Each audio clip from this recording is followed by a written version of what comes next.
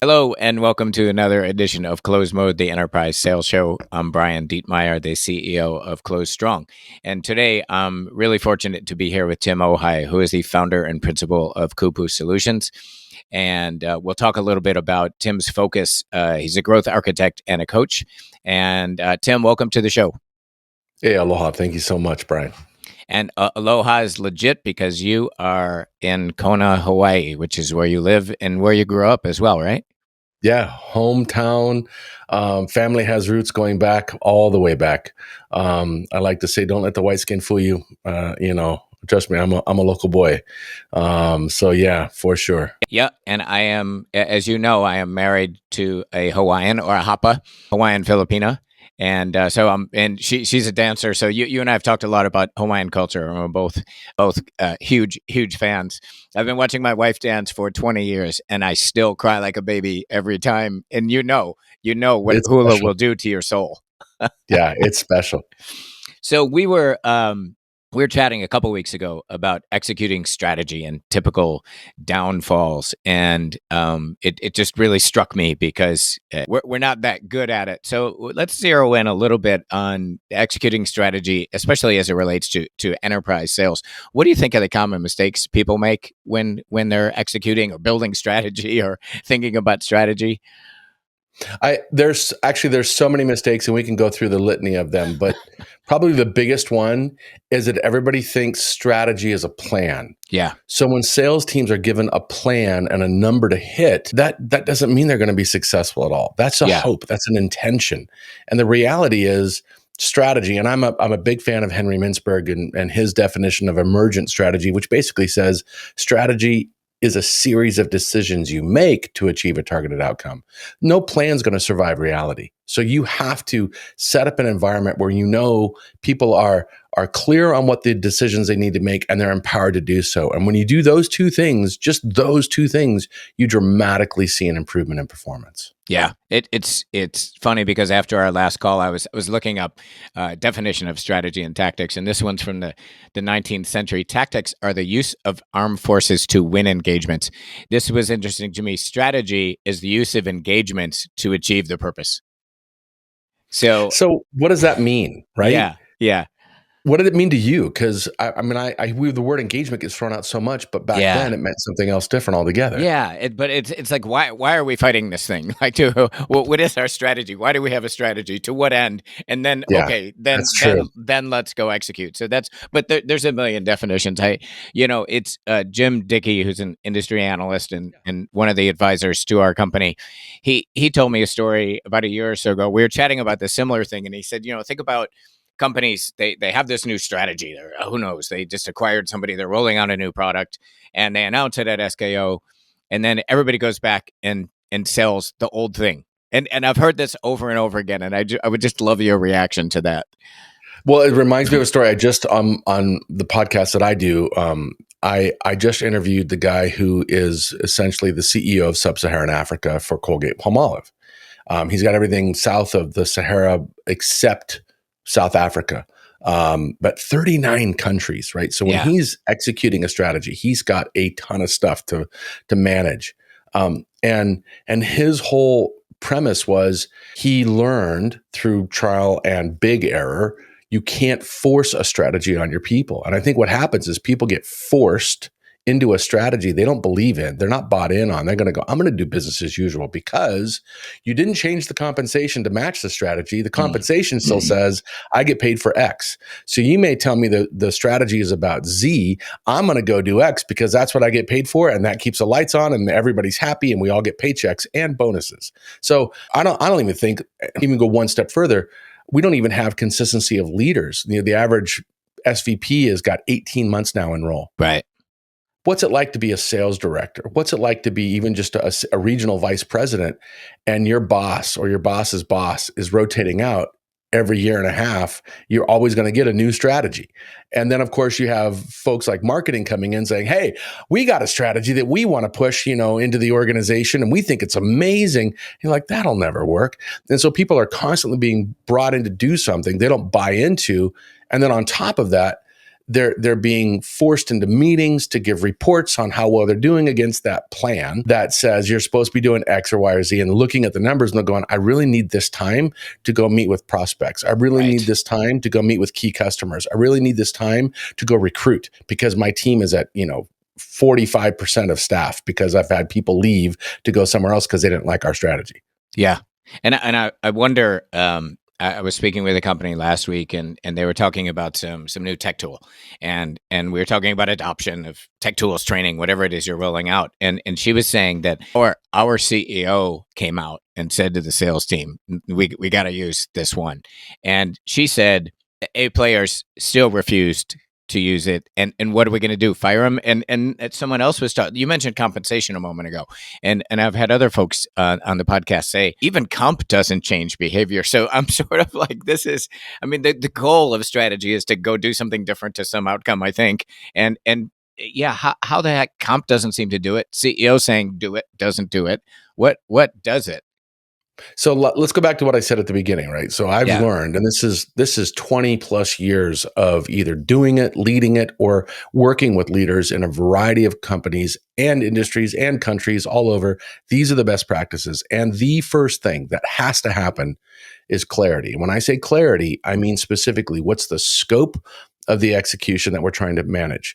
What are the priorities that everybody is now going to operate off of the same list? And then how do we make sure we have goal and role alignment? And scope, let's peel that back a little bit, because most of the time we say, hey, we're going to go do this and it's going to be awesome and great. And a lot of times you'll hear the word transform. The reality is transformation always, and I mean always, comes with disruption. So I always ask the senior leaders who are saying, this is our strategy, how much disruption are you inviting us to participate in and even generate this year? What's the mandate you're giving me to disrupt? Because if I need to go to customer success or I need to go to marketing and say, this is broken and I want it fixed, do I have that freedom? Or is it business as usual? Because if a big chunk of the organization, especially the non-customer facing folks, are operating with zero disruption mindset, and I'm trying to disrupt the market and disrupt customers and disrupt conversations and do things differently right from the very beginning, how we prioritize and how we align goals and roles will not be aligned. But if we can get that clarity on the scope, then we can say, what are our top priorities? What is customer 1, 2, 3, 4, 5? Yeah. What is that? What are those numbers? And it's amazing how many companies don't even know who their top 5 or top 10 customers actually are. So that when I call from the field and I'm like, hey, I need help with this invoice for customer number 3, the person on the other end of the line or the other end of the screen is going to stop what they're doing and go fix it so they can go back to taking care of customer 234. And you don't get that clarity. And because of that, goals and roles just completely go all over the place. And that right there, if I don't care, I can talk about empowerment, I can talk about accountability, I can talk about employee engagement and culture and all these things. But if I take clarity away, I guarantee you I'm wrecking your execution. And if I inject clarity in, execution suddenly, magically starts to get better. So you just mentioned empowering, and in our previous conversation, you said something that intrigued me, that good strategy empowers people to make better decisions. And I kind of wanted to double click on that back then, but we'll do it now. What do you mean by that? So if we think about it again as execution, if strategy is a decision-making discipline, so is execution. I'd say decision making becomes your bellwether, not your plan. So what you want to do as a leader is make sure is your team making good decisions. And here's the thing, you can't do it all yourself. As a leader, you have to be able to, I say, turn your back and go focus on other things and know that what's going on behind your back when you're not paying attention is fine. So how do you empower your people to make good decisions? And that's where clarity comes into play, because if they know, I understand what success looks like, I'm clear on the priorities, my goal and a role is aligned, that folks I work with, we're all aligned, we're all on the same page now, empower us, give us what we need to be able to get this work done. And if we are super clear on what success looks like and you've empowered us to do it, trust us, we'll figure it out. Right. So and you've spoken about some of this, but this environment exists of poor execution. I mean, I see it, you see it, All the time. What would you lead to? Why does that environment exist? Because again, we're not getting done what we want to get done. Why does it perpetuate? There's a couple things, and this is actually something I'm really trying to dig in now. I'm talking to senior leaders. I'm talking to people who work with and for senior leaders, plus my own observation. And I think on one hand, probably the biggest culprit, leaders were never taught how to create an environment of decision making. As everybody worked their way up the corporate ladder, they were taught, plan your work and work your plan. Everything's a plan. And I go, that's 1900s thinking. That's an industrial era, not an information age where you have so much stuff going on all at one time. It's not like we're going into the factory every morning and punching in a clock and going to our desk and checking our messages. It's just not how it works anymore. So because of that, you have leaders trying to use old ways of thinking and demand different results. But if you do what you've always done, you can't expect a different result. And so I think there's a true gap in what senior leaders know. And then the second thing is they don't communicate well. They don't know how to do it. I mean, Steve Jobs, notorious jerk, but he was really good at clarity. He was really good at clarity. He got down to the specifics of what the box sounded like when it opened. Yes. He was really good at clarity. And then he was able to surround himself with leaders who could handle the human stuff. So he wasn't as reliant on his personal interactions because he wanted to be able to turn his back and go think about the next thing that Apple was creating. So that example, we have leaders who don't know how to be really good at clarity, but they think they're great at accountability, or they think they're culture champions. And they put all this time and energy into, hey, we want this great culture, and they'll talk about culture and they'll get in front of the employees and talk about our culture's magical and da da da da da. But then they'll go to the next meeting and they'll mess up. They'll say one thing to one group and another thing to another group, and their clarity just starts to fracture. And then they get upset when people aren't executing what needs to be done. Yeah, Dan, who's the producer for the show, has heard me talk a lot about Bill Marriott. I was lucky enough to work for him and work for that organization, and that's what I think about. There was such crystal clear clarity from him that allowed us to make decisions. He told us once that every decision we make is a deposit into or withdrawal from brand equity. So when we would be sitting around a table, when Mr. Marriott wasn't in the room, we're trying to make the decision between brand and short-term cash flow. It was crystal clear. So that helped helped me to say, oh yeah, I've been there and I know how that worked. I also feel like this discussion, this is more important because we used to have annual plans, right? And now I've spoken to several leaders who say we're having the equivalent of annual plans quarterly, right? Because everything's changing so quickly that I feel like strategy is happening faster, right? We're changing faster. Like, yes, that was the strategy, but guess what? The world just blew up. COVID just came. The supply chain's a mess. So this is, I feel like, even more important in this environment. Well, do you think so it makes me ask a question when you talk about the strategy changing every quarter, is that because we have this, pivot culture? It became super popular. We're all going to pivot. We're going to fail fast and all that stuff. That's product innovation. And that's not necessarily how we go to market. Go to market takes time, and you can't just crush something because the last, test didn't work the way you thought it would. You have to go deeper with that, but also you're dealing with humans now, not widgets, and humans want to respond. Or do you think it's also the strategy, the tactics are changing, but the strategy isn't? So in other words, the outcome is still the same, but how we're going to get there. When you say the strategy keeps changing in the conversations you're in, what do you see?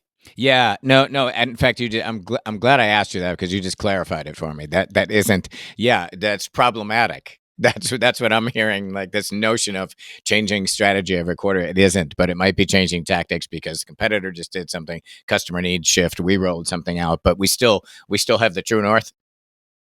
Yeah. Yeah. Yep. And so that to me, now that's the idea of like, hey, if we need to make that decision, we make that decision. And you can get goofball leaders. The hardest part of change, it's not change itself is bad. It's that we hate being changed. Yeah. And when you have a bunch of sales leaders who they've told their teams we're going to do X, we're all lined up to do X. We've got all of our customers, we're told them we're going to do X. And the leaders say, yeah, I want you to do X plus. They can hyperventilate in reaction. Like, wait a minute, what plus? Where did plus come from? And if you tell me to go do Y, then they're just throwing fits. And that's where we as humans have to be neutral, right? We have to maintain what's going on in here and here, because the number one reason we make bad decisions is what's going on in our heads and in our hearts. Yeah. We overreact, and we can undo a good decision. Because I work with these senior leaders, they're good people, most of them. Some of them are true jerks, but most of them are good people. They may not be good at what they're doing, but they're not trying to screw with people. They're not trying to mess up home lives. They're not trying to screw up, somebody's weekend that they had planned, with a last minute request that has to be produced on Monday. But they're managing this and this just like every other human on the team. I just went through this a few weeks ago. And I love talking about the human aspect of business on this show and with guests. And several weeks ago, I had a bunch of stuff happen that really, clocked me. And I happened to be reading some philosophy that said, if you can, you're talking about here and here, that Mm, if we can move from, oh, this is good or bad, to this is just what's happening. And then that's great. how can I make a better decision? That's what clicked it for me when you were talking about that. If you That's take exactly it. you take that emoting out and say, no, this is just what's happening, and then what's the most rational way for me to respond? That's so good, Brian. That's so good. Yeah. But yeah, I didn't write it. I just read it. and I use it. I use it every day. So as we wind down the show, I want to have some specific takeaways. I was thinking for our listeners, also for myself. So what 2 to 3 things should we be asking ourselves to determine if our strategy is ready to launch? I go right back to what I've already said. Start with the clarity. Get that scope locked in place. The question I ask specifically is, how much disruption am I mandated to generate? And get a percentage, 20%, 50%, because the reality is we're going to have to keep the lights on. There's a certain part of the business that has to do what it needs to do to keep the lights on and everything running. But if I'm doing, say, 50% normal and 50% disruption, I need to make sure everybody else knows that as well, that Right. we're all on the same page. Because if I make a request to finance or I make a request to legal and they don't have that same definition of scope, we're already going to be at loggerheads. Second thing, lock in on what the priorities are. What are 1, 2, and 3? What's priority 1? What's priority 2? What's priority 3? Because if I'm working on priority 1 and I'm not getting the help I need to get priority 1 done, I need to be able to talk about that. And then number 3, goal and role alignment. Get the people that are part of that entire customer experience. So it's not always just sales, it's marketing, it's customer success or support, it's even the billing people, it can be supply chain people, it can be a variety of folks. Get everybody together and say, we're all operating these priorities, right? Okay, what are our goals? And let's get those roles aligned to make sure we're all paddling in the same direction. We talk about Hawaii. When you get in the boat, there's 6 people in that canoe, and you have got to work in coordination, because if you're not only are you falling behind, you're actually getting mad at each other, and all the other stuff starts going, and you just forget the ocean at that point. The energy is completely lost. Yeah. So if you can get that goal and role alignment based on priorities that everybody's on the same page and agreed to, based on the definition of scope, you will automatically see a lift. Automatically. Yeah, I'm going to sneak in one more question that you just prompted in my brain. If we're having a strategy change that's where behavior at the enterprise sales level, the reps have got to change behaviors, and I'm wondering if there isn't a piece in there. I'm looking at your 3 pillars, but I wonder if there isn't a piece in there of kind of an enablement or practice or something when we're asking reps to make change. How you feel about that? I absolutely agree. I just put that next. Okay. So I put that under the empowerment space. An empowerment, part of empowerment Got it. is the energy, the training, the confidence that you want people to walk out the door with. But I can't do that without clarity first. Yeah. If I don't have everybody aligned on the clarity piece, and I go, 'cause a lot of people go, we're going to train everybody, we're going to do all this other stuff, we're going to give them a budget and everything, but there's no clarity to back it up, that budget is wasted. That training is a waste of time. And even well-intentioned people will be all in, they'll do the training, they'll go back to their day job, and they're still not getting that support from that group they're supposed to be getting support from. Yeah, it's this is fun for me to talk about because strategy is kind of such a high level kind of haughty topic, but there's so much human stuff in here. There's It's all human stuff. yeah, there's so much human stuff, and I think that's the big takeaway for me. So yeah, I appreciate you've been super generous with your time and your ideas, and I rescheduled this a couple times on you, so thank you again. I know it's an early wake up call in Hawaii, so thank you so much for being here. Oh, he mea iki, it's a small thing.